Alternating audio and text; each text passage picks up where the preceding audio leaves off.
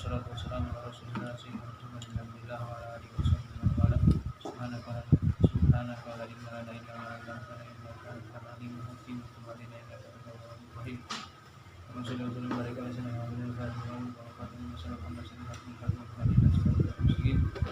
ala alihi wasallam. Bismillahirrahmanirrahim. Faslun fi muharramatin tata'allaqu bisyari wa nahwihi. Pasal menerangkan tentang keharuman-keharuman yang berkaitan dengan rambut dan sebagainya. Rambut ya. Penting ini, masya Allah, sering terjadi gitu itu.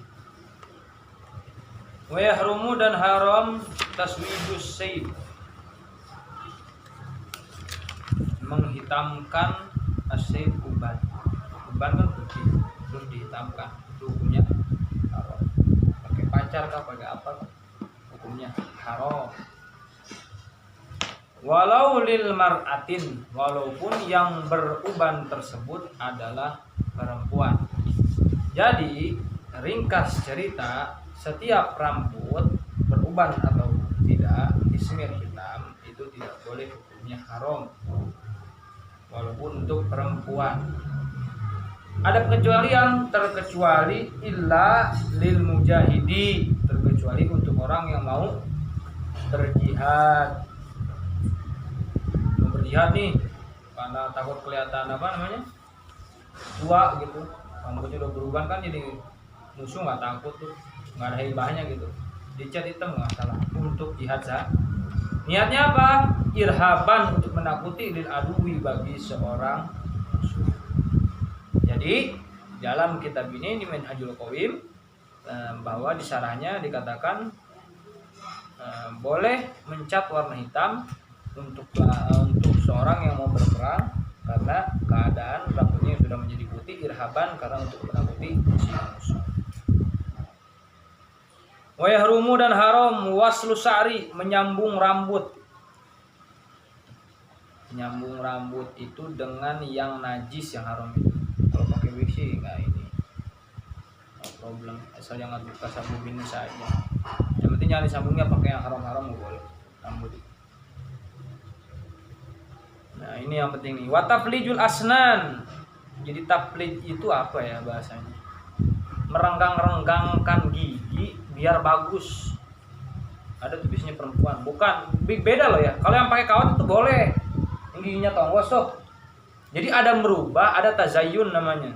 Ada taplij kalau dalam hukum fikih, ada tazayyun, ada untuk merubah, ada yang apa, memperindah, ada yang berubah. Nah, yang haram ini dalam hukum fikih adalah berubah. Itu termasuk perkara yang dilaknat itu sama Rasulullah SAW. Biasanya perempuan tuh giginya udah rapi, terus direnggang-renggangin biar kelihatan lebih bagus lagi. Jadi itu kan berubah maksudnya. Nah, itu nggak boleh. Tanya aja perempuan yang tajir tahu, giginya dirubah-rubah, dirubah. Nah, tapi gimana kalau yang tonggos pakai apa namanya? Behal, itu tidak masalah. Karena apa? Lil hajat, asalnya kurang rapi, dirapiin, itu tidak masalah. Yang bermasalah itu adalah yang ketika merubah si asnan tersebut, gigi tersebut, seperti merenggang-renggangkan gigi. Namanya merenggangkan gigi, udah merubah. Nah, ada ceritanya nggak dirubah. Emang anak tanya pakai kawat untuk merenggangan gigi? Bukan. Satu, untuk gaya. Barangkali kalau yang nggak tonggos. Kedua, untuk tonggos. Orang-orang yang tonggos tuh pakai itu. Kalau pakai dokter asli, mahal bayarnya, nggak bisa 3.000. Wah, jangan salah paham. Wal wasmu, haram juga pakai tato itu. Tapi jangan menghina yang pakai tato, tapi ya, jangan memaksa untuk setrika mereka, kasihan. Haram. Ikrah fiddin.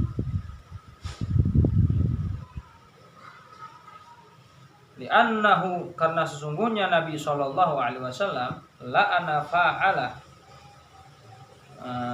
melaknat orang yang mengerjakan dalika, seperti apa tadi itu, menyambung rambut. Kalau di hadis lain mah ada tuh mencabuti bulu halis, bulu mata tuh, dicabutin bulu mata tuh haram. Hukumnya dicabutin bulu mata haram, merendahkan gigi haram, pakai apa namanya, ya Allah, pakai tato haram, baik yang mengerjakan ataupun yang dikerjainya. Haram pokoknya dengan hal-hal tadi. Haram. Rasulullah SAW melaknat perkara tersebut. Oh, kalau udah Rasulullah melaknat ya berarti udah haram, bahaya. Paham? Wa yahrumu, dan haram juga al-hina'u, make hena li rajulin, bagi seorang laki-laki, wal unsa ataupun bencong, bila hajatin, dengan tanpa hena pacar itu. Kenapa? Lima fihi minat tasabbuhi bin nisa, haramnya tersebut dikarenakan menyerupai dengan perempuan. Mantas sabahamin kau, pantas sabahabi kaumin, bahwa minhum, orang yang menyerupai dengan sesuatu tersebut maka mereka dari golongan tersebut. Mengakui golongan-golongan orang kafir nanti seperti golongan mereka, pakaiannya ya sama kayak mereka, jadi jangan menyerupai. Jadi itu adalah keharaman yang diharamkan oleh agama di dalam pembahasan haram-haram yang berkaitan dengan rambut dan selainnya. Awas, gigi itu boleh ya pakai behel atau boronyong ya, pakai tato haram. Pakai henna laki-laki haram, perempuan nggak masalah. Nah, ini di sini ada sarahnya, enak di sini. Ini penting. Tatimah, penyempurnaan. Yusannu ayyuhsinal isma, disunnahkan memperbagus nama. Wa afdhalul asma, dan paling bagus-bagusnya nama, khairul ism kan, ismu Abdullah, Abdurrahman, itu nama paling bagus. Wa hikmatu tasmiyatihi sallallahu alaihi wasallam waladahu Ibrahim dzakartu fi saril isra. Namanya yang bagus-bagus, jangan yang jelek. Muhammad, Abdurrahman, Soleh. Nanti ada nama yang haram dipakai, ada nama yang dipakai, ada nama yang makruh dipakai, ada. Ingat, kita pahami dulu tentang masalah hukumnya. Kalau halal kan, kalau haram kan berarti ditinggalkan dapat pahala, dilakukan dapat dosa. Kalau makruh kan dilakukan, apa makruh hukumnya? Definisinya Jet.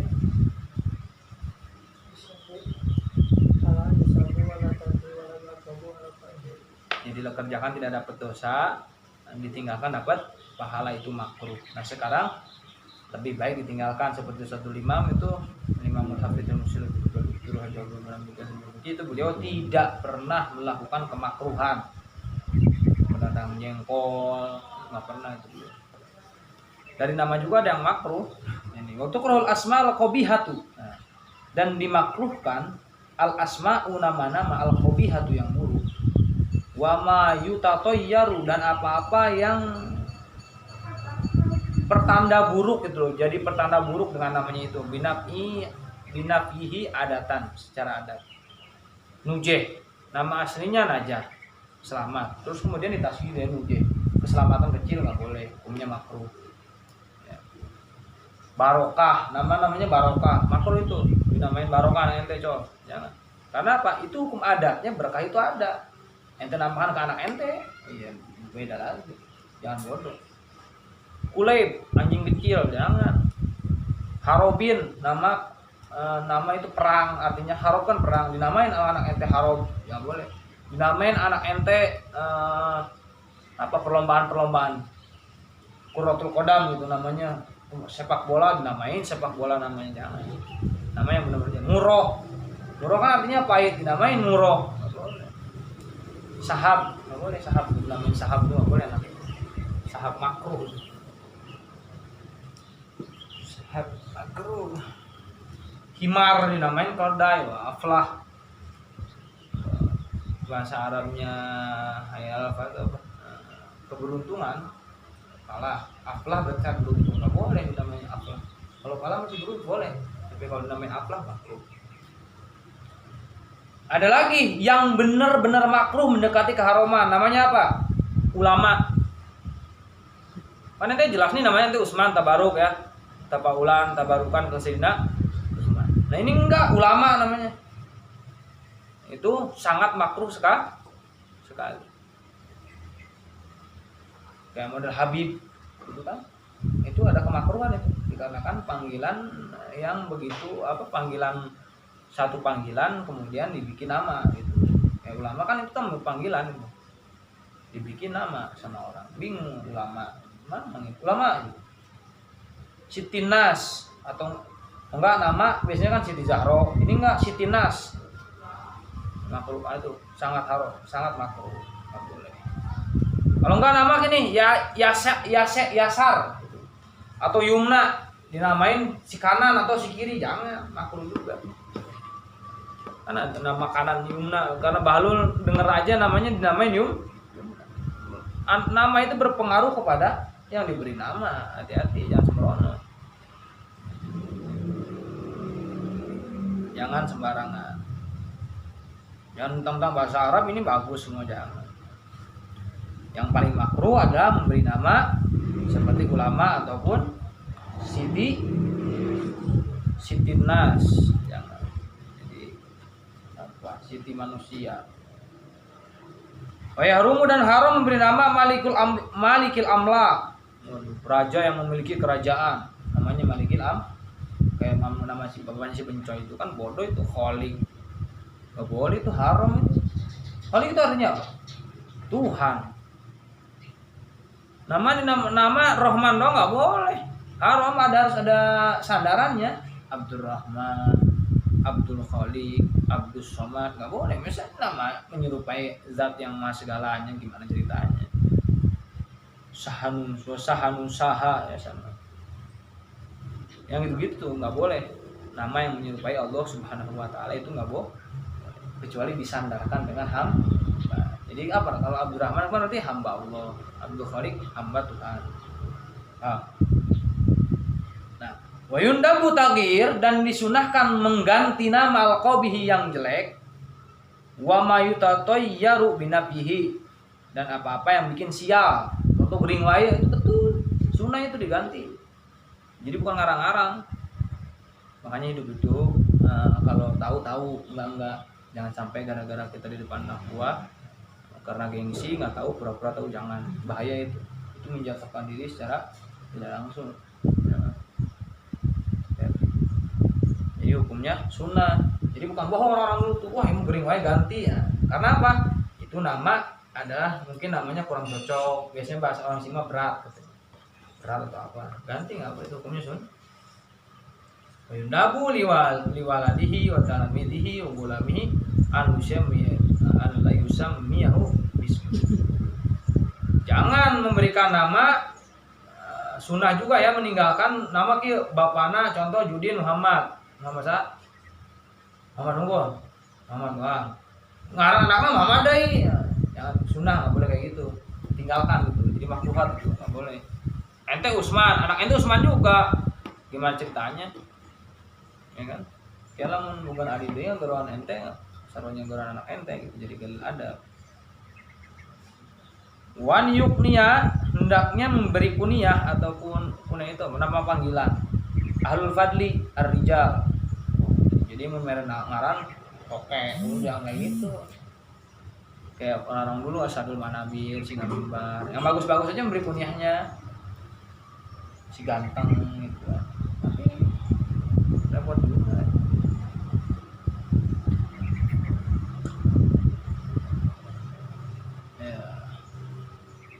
Wantakuna takniyatu biakbar aulad. Wa yahrumu takniyu, dan diharamkan memberikan kunyah bi Abil Qasim, dengan panggilan Abil Qasim. Kenapa? Liman ismuhu Muhammad, bagi nama yang mempunyai nama Muhammad. Contoh, Ocol namanya punya anak namanya Muhammad, dipanggilnya Abdul Qasim. Enggak boleh. Kenapa? Tasabuh bin Nabi Muhammad sallallahu alaihi wasallam. Wa ghairuhu, walaupun bukan namanya Muhammad, enggak boleh dipanggil dengan Abdul Qasim. Ya enggak boleh. Karena apa? Itu adalah nama Nabi Muhammad. Enggak boleh. Syariat yang melarang, enggak boleh. Abdul Qasim jangan. Kalau ada namanya Qasim, kemudian bapaknya Qasim juga enggak boleh. Bukan begitu. Intinya ini ada ikatan dengan Nabi Muhammad. Kalau kita punya nama, enggak boleh memanggil nama anak kita dengan julukan seperti julukan anak Nabi itu Abil Qasim. Qasim jangan.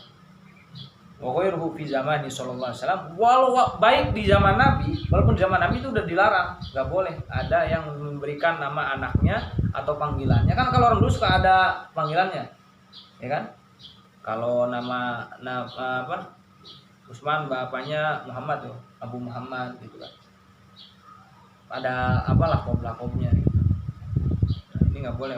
Dari zaman Nabi wa ba'dahu, dan setelah Nabi pun nggak boleh. Panggil ini nggak boleh. Waliukna, dan nggak boleh juga nahwu fasikin, memberi nama seperti nama orang-orang fasik. Fir'aun, ini memang kesadaran Fir'aun. Nggak boleh. Fir'aun, ya kan, al-bid'ah, nggak boleh.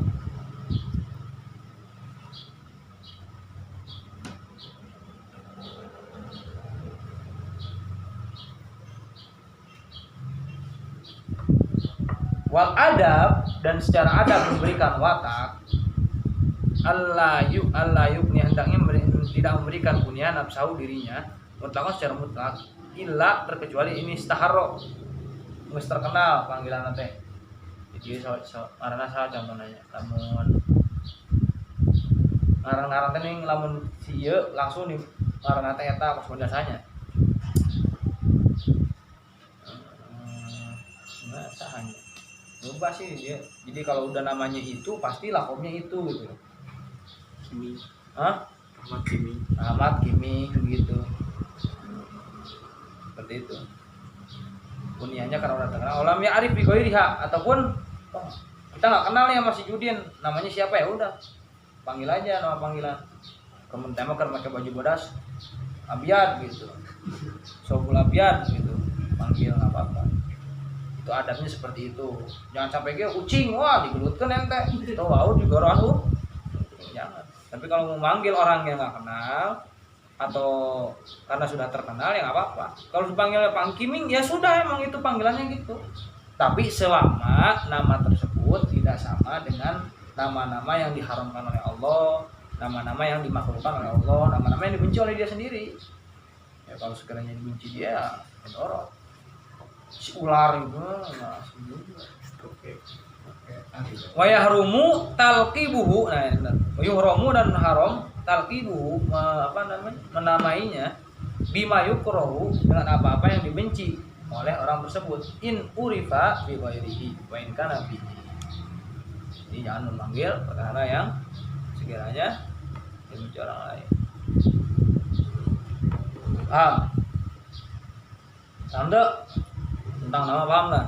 Tentu jelas. Jadi ketika gering-geringan wae ganti ngaranna, awas memberikan nama, ada yang haram, ada yang makruh, ada yang disunahkan.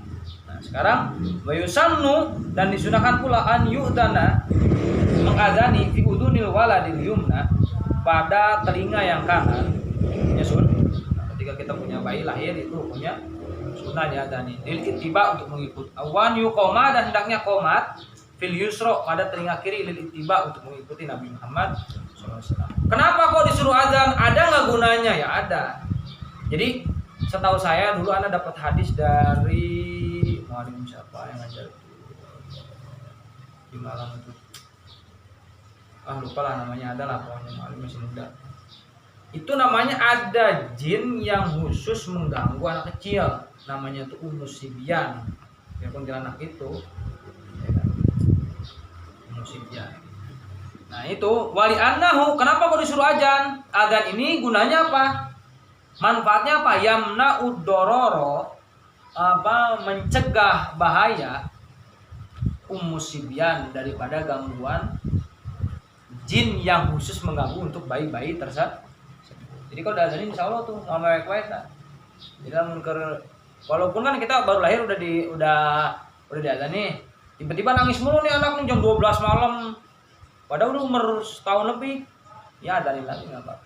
Azanin di telinga kanannya, kemudian di telinga. Gunanya apa? Untuk mengusir atau jin-jin yang mengganggu anak tersebut. Kama waroda ayat tabiatin jin. Wan yaqra'a fi udunil yumna, hendaknya membacakan kalau nggak mau diganggu jin, fi udunil yumna, pada telinga kanan, surat Al-Ikhlas, baca qul huwallahu ahad sekali we, qul huwallahu ahad Allahu samad, telinga kanannya tuh. Kalau nanti malam-malam kepepet tuh dia kan nanti pasti punya Allah apa, bacain aja, diamalin ilmunya. Oh di kitab ini punya, amalin, dicek benar nggak gitu. Wan yakula, dan hendaknya juga apa, membacakan doa fi udunihi walau dzakiron, walaupun seperti zikir nggak apa-apa. Wa inni uiduha ay bika dzurriyyataha minasyaitonir rajim. Berarti ada ayat Al-Qur'an yang bunyinya seperti ini. Wa inni uiduha bika wa dzurriyyataha minasyaitonir rajim. A'adhanallahu minhu wala ja'ala lahu alaina sultanan aminan. Baca aja auzubillahi minasyaitonir rajim di telinganya. Baca surat Al-Ikhlas itu sudah jelas. Jadi kalau anak kecil nggak mau diganggu ataupun baru lahir, itu sunnahnya kita memandangkan adzan di telinga kanan, qomat di telinga kiri, kemudian membacakan surat Al-Ikhlas, ya kan? Itu untuk mengikuti sebagaimana yang telah dilakukan oleh Nabi Muhammad SAW. Manfaatnya apa? Untuk mengusir jin yang mengganggu anak kecil tersebut. Baik itu dilakukan ketika baru lahir ataupun ketika si bayi udah umur beberapa bulan. Jadi pencegahannya ini khusus apa? Untuk mengusir setan. Kan si Lukman juga bisa berarti kalau kayak gitu. Ya, Mas? Masa ada nggak bisa? Kalau ada ente, adik ente, apa sepupu ente yang masih bayi umur setahun, telepon nih saudara ente di Jakarta, kasih tahu aja. Adanin telinga kanannya, adanin apa, komatin di telinga kirinya, terus kemudian bacain suratul Ikhlas, baca kulhu di telinga kanannya, beres. Saya kira ini untuk orang tua juga bisa. Model-model gini kena jin nih, bacain aja ini nggak apa-apa. Insyaallah. Al-Quran diangkat gitu. Usir jin-jin yang mengganggu. Hamda. Ganti.